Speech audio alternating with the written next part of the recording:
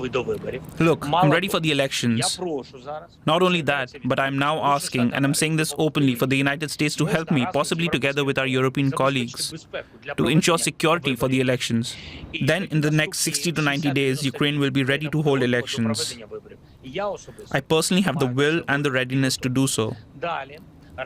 Furthermore, since this is how things have turned out, I'm asking the members of our faction, in principle our parliamentarians, to prepare legislative proposals on the possibility of changing the legislative framework and the law on elections during martial law.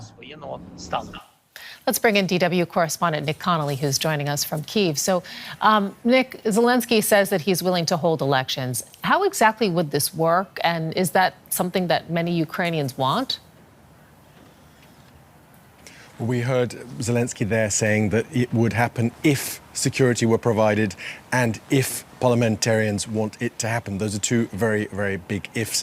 I can't really see it happening until there's at least some kind of ceasefire. Realistically, how are soldiers going to vote? How are people near the front lines where there are constant drone attacks going to vote? That is all very difficult to see happening. But equally, this is about Zelensky showing openness to what the Trump White House wants of him, right? We've had Trump recently in frustration at what Trump sees as Zelensky's unwillingness to sign a deal and basically end this problem in a hurry, as Trump wants, asking out loud about Zelensky's legitimacy. As you mentioned there, the Ukrainian Constitution doesn't allow for elections during martial law. So I think for now this is more about the kind of rhetorical kind of optics about Zelensky showing some openness there, but whether it actually happens, whether those MPs sign off on that, I think is still unclear.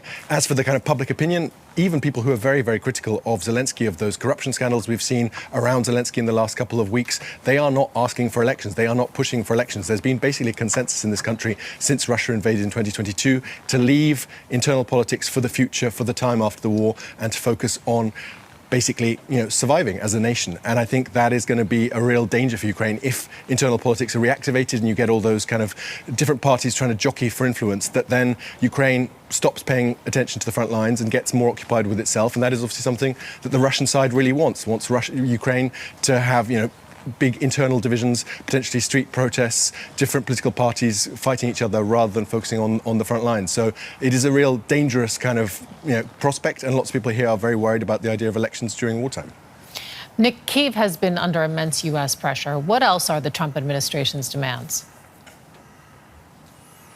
Well, the big thing for now seems to be the demand that Ukraine sign off on basically giving up Donetsk region, even the bits of Donetsk region that Ukraine still controls, withdrawing without a fight. That is obviously something that the Russians have been asking for, but that is basically political poison for President Zelensky. You can imagine soldiers coming back from the front lines asking, why were we in those trenches for so many years if we were just going to hand it over without a shot fired? So that is something that is basically a kind of political time bomb for Zelensky if he were to agree to it, and you can't really see him signing off on that. He's already said that he doesn't have the legal or moral right to do that, but that is the Russian kind of demand. Again, people here in Ukraine think that's about destabilizing Ukraine in the future so that Russia can come back and take more territory.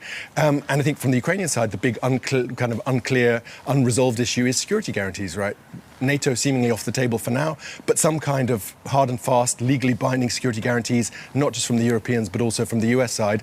That has been a key Ukrainian demand, and there's no real sign that the Trump team, let alone his negotiators Witkoff and Kushner, are offering anything that comes close. And Nick, new data is showing that Ukraine faces a military aid shortfall as its European allies struggle to plug the US gap. What sort of impact is that now potentially having on the battlefield? I think, Sarah, we haven't seen it yet because there's always a significant lag, right, between the money arriving and then those deliveries coming. But I think the only obvious source of that money is the Russian assets held in Belgium, right? And for now, the Belgians are worried about confiscating rather than freezing that money because of legal repercussions in the future. But that is basically the only game in town, and the Europeans now have to work on that to provide Ukraine with more money next year. Nick Connolly in Kyiv, thank you.